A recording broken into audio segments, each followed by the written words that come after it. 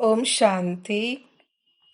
ब्रह्मा कुमारी जयंती बहन UK and ओआरसिस को ऑर्डिनेटर आज जयंती बहन का खुद का अपना अनुभव हम आपको सुनाएंगे। मेरा जन्म सन 1949 में पूना में एक संपन्न धार्मिक परिवार में हुआ। घर में माता पिता तथा दादी को भक्ति पूजा का शौक था। कभी कभी मैं भी उनके साथ मंदिर में जाया करती थी, लेकिन अंदर से मेरी इतनी रुचि नहीं थी। माता पिता के लौकिक व्यापार के कारण हम सभी का लंदन जाना हुआ, लेकिन मैं छुट्टियां मनाने के लिए पूना में आती थी। वहीं से हम बाबा से मिलने आबू जाते थे। 1956 में एक दिन मुरली चलाते समय मुझे देखकर बाबा ने कहा था कि ये बच्ची ईश्वरीय सेवा करेगी, ये तो बहुत अच्छी टीचर बनेगी। फिर तो हम लंदन चले गए। बाबा की अनोखी पालना। बाबा सन 1957 से लेकर लंदन में रजनी बहन लौकिक माँ को खुद अपने हाथों से मुरलियां भेजते थे, अपने हस्ताक्षर से पत्र लिखते थे। फिर बाबा ने टेप से संदेश भेजना भी चालू किया। जो भी छपाई होती थी बाबा जरूर हमारे पास भेजते थे। जब त्रिमूर्ति, सृष्टि चक्र और कल्प वृक्ष के चित्र तैयार हुए तो बाबा ने चित्रों का सेट गोल्डन बास्केट में भेजा और कहा कि ये लंदन की रानी को सौगात देना और इन चित्रों से विश्व सेवा करना। लेकिन उस समय विश्व सेवा की रूपरेखा तो नजर ही नहीं आती थी। फिर भी बाबा ने वर्षों पहले जो बातें कही थी उनका साकार स्वरूप आज हम सभी देख ही रहे हैं। बाबा के प्यार ने मेरा दिल जीत लिया। उन दिनों मुझे लंदन बहुत दूर लगता था। 1959 के मई मास में भारत में आम की सीजन चल रही थी। तब लंदन में आम की कमी थी, तो बाबा ने 4 आम का पैकेट एयर मेल से हमारे घर भेजा था। तो उस पैकेट को देखकर मैं और मेरा 6 वर्ष का छोटा भाई एकदम आश्चर्यचकित हुए। हमें लगा कि बाबा हमें कितना याद करते और प्यार भी देते हैं। जो प्यार हमें लौकिक संबंधियों से नहीं मिलता था वह बाबा ने हमें दिया। सचमुच उस अनोखे प्यार ने मेरा तो दिल ही जीत लिया था। बाबा से मिलकर मुझे अपनापन महसूस होता था। ऐसा लगता था कि बाबा हम सब कुछ जानते हैं। बाबा सब कुछ जानते हैं। बाबा जैसे कि मन की बातें पढ़ लेते थे। उस समय बाबा ये नहीं देखते थे कि ये बच्चों में इतना ज्ञान तो नहीं है, फिर भी शुभ चिंतक बनकर हमें सुंदर राजयुक्त बातें सुनाते थे और हर प्रकार के स्थूल तथा सूक्ष्म खातिरी करते थे। फिर तो हम लंदन चले गए और मैं अपनी पढ़ाई में व्यस्त हो गई। मैंने अपने जीवन का फैसला किया। जून 1968 में मधुबन में झोपड़ी में बैठे हुए बाबा से मैंने अपने जीवन के फैसले की बात की। तो बाबा ने मुझे पूछा कि बच्ची क्या चाहती हो। तो थोड़े ही शब्दों में मैंने कहा कि बाबा मैं तो ईश्वरीय सेवा में ही अपना जीवन सफल करना चाहती हूँ। तो बाबा ने तुरंत कहा कि बच्ची तो विजयी बनेगी। वह घड़ी तो मेरे जीवन में महत्वशाली घड़ी थी। बाबा ने मुझे नजर से निहाल किया। उन्हीं दिनों में हम रात्रि के समय मुरली के बाद बाबा से गुड नाइट करने जाते थे। बाबा अपनी खटिया पर लेटे हुए थे।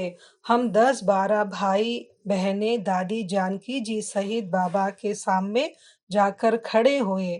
बाबा के तकिया के बाजू तकिया के बाजू में मोतियों के फूल थे।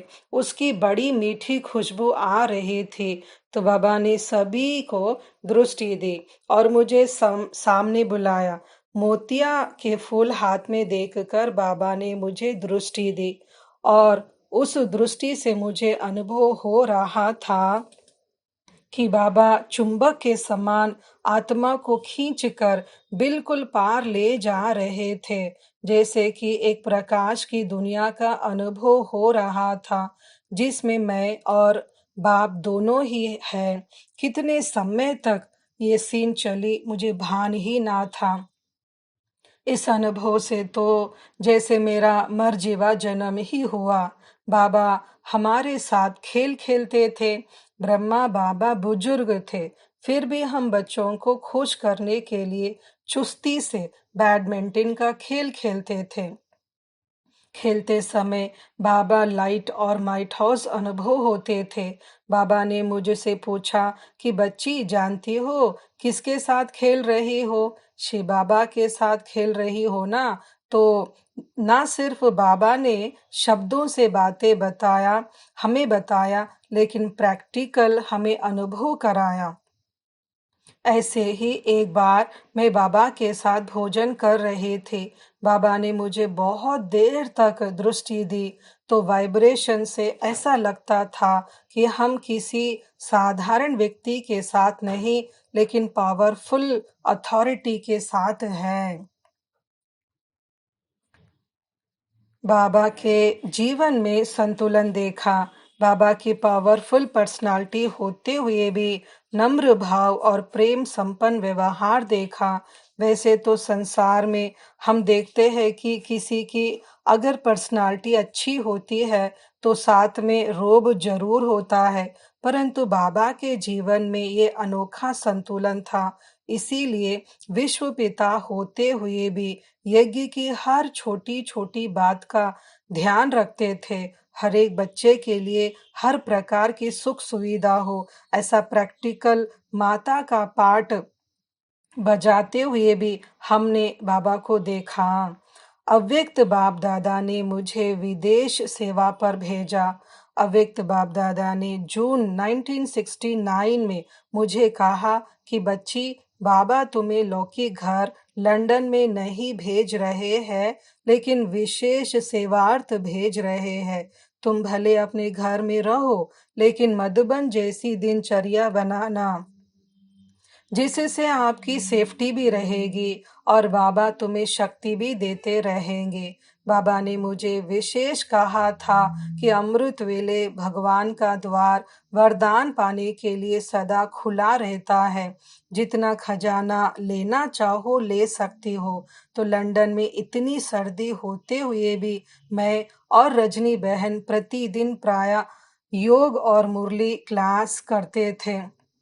प्रातः योग और मुरली क्लास करते थे, जिससे हमारा उमंग उत्साह सदा बढ़ता ही रहा। बाद में 1971 में वहां भारत से कुछ भाई बहनें सेवार्थ आए थे, जिससे धीरे धीरे सेवा बढ़ती गई। फिर 1974 में दादी जानकी जी का सेवार्थ आना हुआ। दादी जी के आने के बाद तो सेवा वृद्धि को पाती रही और अभी तो बहुत तेजी से बाबा की सेवा आगे बढ़ती जा रही है। बाबा विदेश में फरिश्ता रूप से सेवा कर रहे हैं। ब्रह्मा बाबा अव्यक्त होने के बाद जैसे कि फरिश्ता रूप से विशेष विदेश सेवा कर रहे हैं। यह अनुभव कई बार हमें हुआ। साकार बाप तो भारत में रहे, लेकिन अव्यक्त बाप तो विश्व की सेवा कर रहे हैं। विदेशी बच्चों को जगाकर पालना भी कर रहे हैं। इससे उनको ऐसा लगता है कि बाप हमारा ही बाप है, जो हमें प्यार करते हैं और शक्ति भी देते हैं। कई विदेशियों को विशेष प्रेरणाएं तथा दिव्य अनुभव प्राप्त होते हैं। बाप दादा ने मुझे बहुत मदद की। एक बार कैरेबियन के बाहामास में एक गुरु के आश्रम में बहुत बड़ी कॉन्फ्रेंस थी, जिसमें हमें निमंत्रण मिला था। भाषण का विषय था 2000 सन के बाद संसार का भविष्य। तो मैं उस समय लंदन में ही थी, तो मैंने इसका जवाब पूछने के लिए मधुबन में पत्र लिखा। तो बाप दादा ने बहुत सुंदर शब्दों में उसका जवाब दिया था कि बच्ची, विनाश के बारे में तो कुछ कहने की आवश्यकता ही नहीं।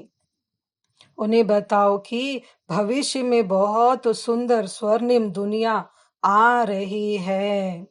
उसके लिए हमें किस प्रकार की तैयारी करनी चाहिए। ये सुनकर वो खुश हो जाएंगे।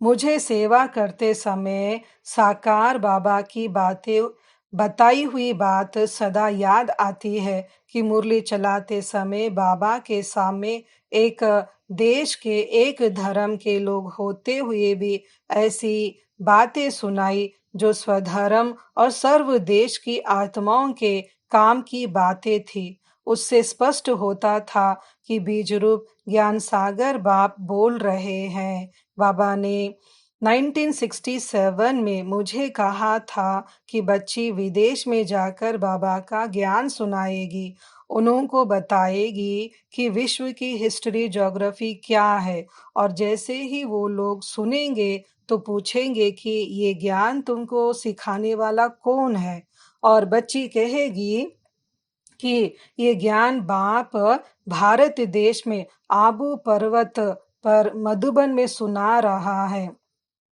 तो 1970 से लेकर विदेश में जब भी भाषण करने का मौका मिला तो कई बार इस प्रकार की सीन प्रैक्टिकल में देखी। सचमुच बाबा और मधुबन की याद मुझे सदा लाइट रखती है।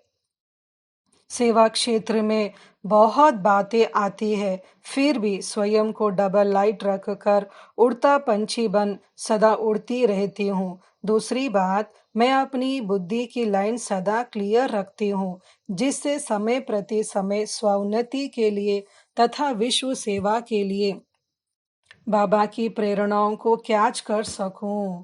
अच्छा, ओम शांति।